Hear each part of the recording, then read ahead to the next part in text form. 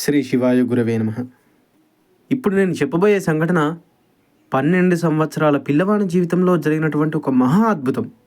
12 ఏళ్ల పసివాడు మాట్లాడిన మాటలకు సాక్షాత్తు పరమేశ్వర స్వరూపులైనటువంటి పరమాచార్య స్వామి వారే ఆశ్చర్యపోయారు. ఇంతటి మహిమాన్వితమైనటువంటి సంఘటనను మీ వరకు చేర్చడం నిజంగా నా అదృష్టంగా భావిస్తూ వీడియో ప్రారంభిస్తున్నాను. మహాత్ముల అవతార ఉద్దేశం ఏమైనప్పటికీ వేలాది మంది తరించడం దానికి అవాంతర ప్రయోజనమై ఉంటుంది.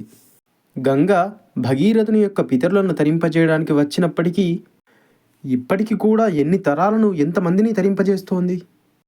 ఆ విధంగానే మహాత్ముల అవతార స్వీకారం కూడా సామాన్య ప్రజలు తరించడానికే. మహాస్వామి వారు 1935 ప్రాంతాలలో కాశీయాత్రకు వెళుతున్నప్పటి సంఘటన ఇది. మహాస్వామి వారు కర్నూలు దాటి చిన్న చిన్న గ్రామాల గుండా శ్రీశైలం వైపుకు తమ పరివారంతో ప్రయాణం చేస్తున్నారు. రోడ్డుకు కొంచెం లోపలిగా ఉన్నటువంటి ఒక గ్రామం నుండి జమీందారు తన గ్రామస్తులందరితో కూడి పూర్ణ కుంభంతో స్వామివారిని స్వాగతించడానికి నించుని ఉన్నాడు. ముందస్తుగా మఠ నిర్వహణ వారు ఏర్పాటు చేసినట్లు స్వామివారు కొంచెం దూరం వెళ్ళి రోడ్డు పక్కనే ఉన్న గ్రామంలో బస చేయవలసి ఉంది. కానీ జమీందారుతో కూడిన గ్రామస్తులందరూ శ్రీవారు తమ గ్రామానికి విచ్చేసి గ్రామాన్ని పావనం చేసి అక్కడ బస చేయాల్సిందిగా ప్రార్థించారు. చివరకు మహాస్వామి వారి అంగీకారం తరువాత పరివారమంతా ఆ ఊరికి బయలుదేరారు. జమీందారు గారు మహాస్వామి వారితో ఊరిలో ఒక చెరువు, దాని ఒడ్డున సత్రం ఉన్నాయని, శ్రీవారి బసకు పూజకు పరిచారకులకు సౌకర్యంగా ఉంటుందని వివరించాడు. ఏదో ఒకటి 2 రోజులు ఉండిపోదామనుకున్న మహాస్వామి వారు రమణీయమైన పరిసరాల మధ్యనున్న ఆ గ్రామం, ఆ గ్రామస్తుల భక్తి చూసి అక్కడ కొంతకాలం ఉండడానికి ఒప్పుకున్నారు. అంతే, గ్రామస్తులందరూ కలిసి కావలసిన పందిళ్ళు పాకలు వేయించడంలోనూ సంబారములు సమకూర్చడంలోనూ నిమగ్నమైనారు. మరుసటి రోజు ఉదయం చంద్రమౌళీశ్వర పూజకు కావలసిన వస్తువులన్నీ సమకూర్చబడ్డాయి. కానీ చంద్రమౌళీశ్వర పూజకు కావలసిన బిల్వదళాలు మాత్రం ఇంకా రాలేదు. అక్కడున్న ఊరి గ్రామస్తులకు మారేడు దళాలు అంటే ఏంటో కూడా తెలియదు. అక్కడ ఉన్నటువంటి 1-2 బ్రాహ్మణ కుటుంబాల వారు కూడా బిల్వదళాలు ఆ చుట్టుపక్కల ఎక్కడా లేవని తేల్చి చెప్పారు. పూజకి సంబంధించిన సంబారాలు చూసుకునే మఠోద్యోగులకు ఏం చెయ్యాలో తోచట్లేదు. ఇంతలోనే మహాస్వామి వారు స్నానం చేసి వచ్చి అనుష్ఠానం ఆచరించబోతూ బిల్వదళాలేవి అని అడిగారు. పరిచారకులందరూ వణుకుతున్న గొంతుతో, స్వామి, ఇక్కడ బిల్వదళాలు తెలిసిన వారే లేరట అని చెప్పారు. స్వామివారు చిరునవ్వు నవ్వి గోశాల వెనుకున్న బండరాయి పైన కూర్చుని అనుష్ఠానం ప్రారంభించారు. పరిచారకులు నిర్మాల్యంలో ఉన్న బిల్వదళాలను చూపి ఆ ఊరు యువకులని వాటిని వెతుక్కొని తీసుకురండని చెప్పి పంపించారు. మహాస్వామి వారు 1 గంట సేపు జపం చేసి కళ్ళు తెరిచారు. జనం కూడా ఆతృతగా బ్రహ్మానుభవంలో ఓలలాడే ఆ పరమాత్మ వంక చూస్తూ ఉన్నారు. మహాస్వామి వారు బిల్వదళాలు లేకపోవడం గురించి ఏం చెబుతారో, తాముందామనుకున్న రోజులు ఉండకుండానే వెళ్ళిపోతారేమో అని కలతపడుతున్నారు ఆ ఊరి ప్రజలంతా. ఇంతలో శ్రీమఠం పరిచారకులలో ఒకరు ఎంతో ఆనందంతో బిల్వదళాలు పట్టుకు వస్తూ పందిరి వద్ద కనిపించారు. అది చూసి మిగతా పరిచారకులు, ఆ జనం అందరూ ఒక్కసారిగా ఊపిరి పీల్చుకున్నారు. స్వామివారు బిల్వదళాలు చేతిలోకి తీసుకొని పరీక్షించారు. ఈ చుట్టుపక్కల మారేడు చెట్లే లేవన్నారే, ఈ దళాలు ఎక్కడి నుండి వచ్చాయి? అన్నీ నవనవలాడుతూ కోమలంగా 3 ఆకులతో ఉత్తమంగా ఉన్నాయి. ఎవరు కోశారు, ఎక్కడి నుండి వచ్చాయి అని అడిగారు. బుట్ట తీసుకుని వచ్చిన ఆ పరిచారకుడు, నేను యాదృచ్ఛికంగా అటువైపు వెళ్ళినప్పుడు పందిరి గుంజ పక్కన ఈ బుట్ట పెట్టి ఉంది స్వామి, ఎవరు తెచ్చారో నేను చూడలేదు అని అన్నాడు. అక్కడ పెట్టిందెవరో నీవు అడగలేదా అని అన్నారు స్వామివారు. అడిగాను స్వామి, కానీ ఎవరూ తమకు తెలియదంటున్నారు అని అన్నాడు ఆ పరిచారకుడు. మరెవరు తెచ్చి ఉంటారు? చంద్రమౌళీశ్వరుడే తన పూజకు తానే బిల్వదళాలను తెప్పించుకున్నాడా అని నవ్వుతూ పూజకు వెళ్ళారు స్వామివారు. ఆ రోజు కార్యక్రమాల ఒత్తిడిలో బిల్వదళాల గురించి మళ్ళీ ఎవరూ ఆలోచించలేదు. మరుసటి రోజు పూజా సమయానికి పూజకి కావలసినటువంటి సంబారములన్నింటినీ పర్యవేక్షించే అధికారి నిన్నటి రోజు బిల్వదళాలు తెచ్చిన ఆ పరిచారకునితో, ఈరోజు కూడా బిల్వదళాలు ఏర్పాటు చేయలేదు, నిన్న ఉన్న చోట మళ్ళీ ఉన్నాయేమో చూసిరా అని అన్నారు.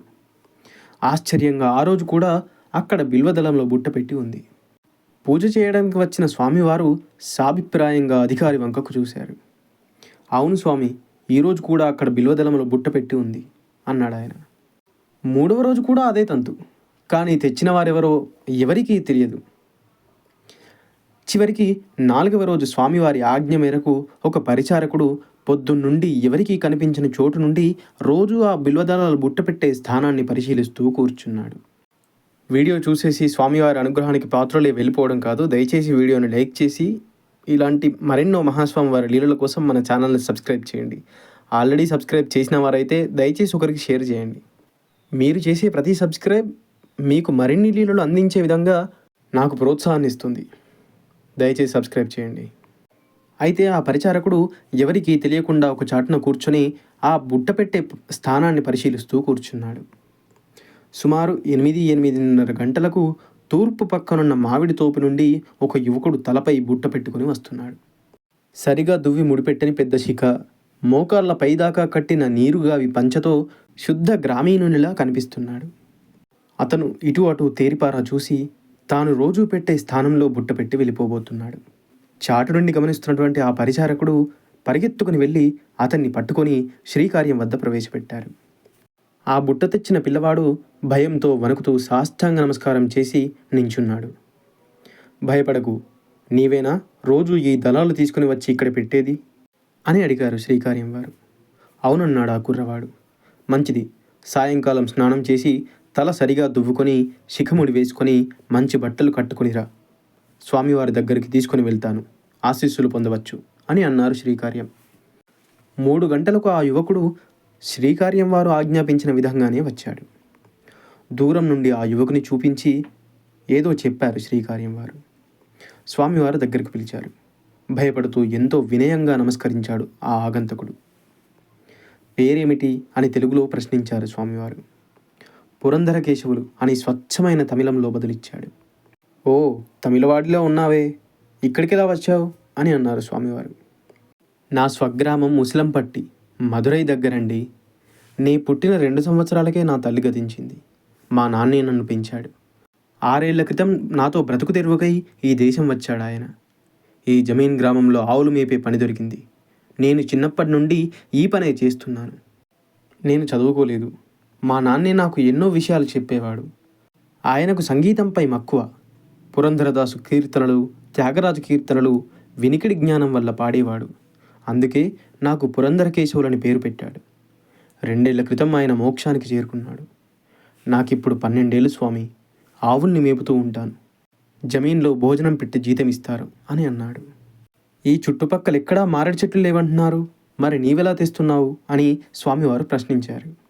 ఇక్కడికి 3-4 మైళ్ళ దూరంలో పర్వతం మొదట్లో దట్టమైన పచ్చిక చెట్లు ఉన్నాయి. మేము ఆవులను మేపడానికి వెళ్ళేవాళ్ళం. అక్కడ 3 పెద్ద బిల్వ వృక్షాలున్నాయి.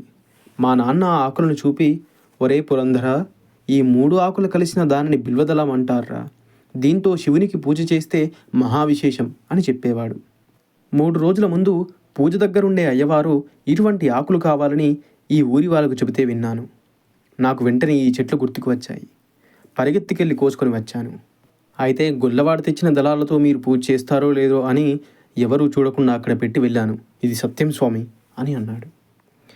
ఆ మాటలు విని స్వామివారు ఎంతో ప్రీతి చెందారు. పురంధర, నీకేం కావాలి చెప్పు, ఇప్పిస్తాను అని అన్నారు స్వామివారు. ఆ పిల్లవాడు ఒక్కసారిగా 2 చెంపలు వేసుకున్నాడు. స్వామి, మీ వద్ద లౌకికమైన విషయాలు కోరడమా? మా నాన్న ఇవన్నీ క్షణభంగురాలని చెప్పేవాడు. అయితే నాకు 2 కోరికలున్నాయి స్వామి. మీరు అనుగ్రహిస్తే ఇప్పుడు ఒకటి చెబుతాను, రెండవది మీరు ఈ ఊరు నుండి వెళ్ళేటప్పుడు అడుగుతాను అంటూ వెక్కి వెక్కి ఏడుస్తూ సాష్టాంగ నమస్కారాలు చేస్తున్నాడు. స్వామివారు వాడిని బుజ్జగించి, చెప్పు నీ కోరికేమిటో అని అన్నారు. ఏం లేదు స్వామి, మా నాన్నగారు నాకు పురంధరదాసు కృతులు, త్యాగరాజ కృతులు నేర్పాడు. నేను ఆవుల దగ్గర పనిచేస్తూ ఒంటరిగా పాడుకుంటూ ఉంటాను. ఒక్కసారి మీ ఎదురుగా పాడాలని ఉంది స్వామి అని అన్నాడు. స్వామివారికి ఆ కోరిక విని చాలా ఆనందం వేసింది. తప్పకుండా, నేనే కాదు అందరము వింటాము. నేనున్నన్ని రోజులు సాయంత్రం 3 గంటలకి ఇక్కడికి వచ్చి పాడు. త్రిపుర సుందరి, చంద్రమౌళీశ్వరులు కూడా విని నిన్ను అనుగ్రహిస్తారు అని అన్నారు స్వామివారు. పురంధర కేశవుల ఆనందానికి అంతే లేదు. సరే, నీ 2వ కోరిక ఏంటో చెప్పు అని అడిగారు స్వామివారు. నవ్వుతూ, అది మీరు వెళ్ళిపోయేటప్పుడు కోరుతాను స్వామి అని అన్నాడు తను. స్వామివారు తమ మెడలో ఉన్న తులసిమాలను అనుగ్రహించారు. అది తీసుకుని ఎంతో అపురూపంగా కనులకు అద్దుకొని గంతులేశాడు పురంధర కేశవులు. ఆ ఊళ్ళో స్వామివారు 21 రోజులు ఉన్నారు. చివరాఖరికి వెళ్ళిపోయే రోజు రానే వచ్చింది. ఊరంతా విరిగిపడినట్లు వచ్చారు జనాలు. అందరినీ ఆశీర్వదించి నినాదంగా ముందుకు సాగారు స్వామివారు. గ్రామ ప్రజలందరి కళ్ళలో నీరు, ఏదో కోల్పోతున్న భావన. అంతలో ఏదో జ్ఞాపకం వచ్చినట్లుగా వెనక్కి తిరిగారు స్వామివారు. దూరంగా పందిరి గుంజుకు చుట్టుకొని వెక్కి వెక్కి ఏడుస్తూ పురంధరకేశవులు ఉన్నాడు. పురంధర, నీకున్న భక్తి విశ్వాసాలకు నీకు తప్పక ఉన్నతి లభిస్తుంది. ఇంకో కోరిక వెళ్ళేటప్పుడు చెబుతానన్నావే, అదేమిటి అని అన్నారు. ఆ పిల్లవాడు వెక్కి వెక్కి ఏడుస్తూ వచ్చే వెక్కిలను ఆపుకుంటూ ఈ విధంగా స్వామివారితో చెప్పాడు. స్వామి, మా నాన్న దేవుడిని లౌకికమైన చిన్న చిన్న విషయాల గురించి అడగకూడదు. జన్మ అంటేనే దుఃఖం. మరుజన్మ లేని మోక్షాన్ని కోరుకోవాలి. దానికోసం మనం సత్యమే చెప్పాలి, ధర్మంగా జీవించాలి. మహాత్ములను మనం కోరవలసింది కేవలం మోక్షమే అని చెప్పేవాడు. స్వామి, నువ్వే మా నాన్న చెప్పిన మహాత్ముడివి, నాకు మోక్షం ప్రసాదించు స్వామి అంటూ బావురుమన్నాడు. స్వామివారు ఆ మాట విని కదిలిపోయారు. 12 ఏళ్ల పసివాడు మాట్లాడే మాటలా ఇవి అని ఆశ్చర్యపోయారు, అబ్బురపాటు చెందారు. ఎంతో ప్రేమతో కరుణగా చూసి నవ్వుతూ, తగిన సమయంలో భగవంతుడు నీకు మోక్షాన్ని ప్రసాదిస్తాడు అంటూ దూరంగా ఉన్న జమీందారును పిలిచి, పురంధరుని విషయంలో ఏమి జరిగినా మఠానికి టెలిగ్రామ్ పంపు అని అన్నారు.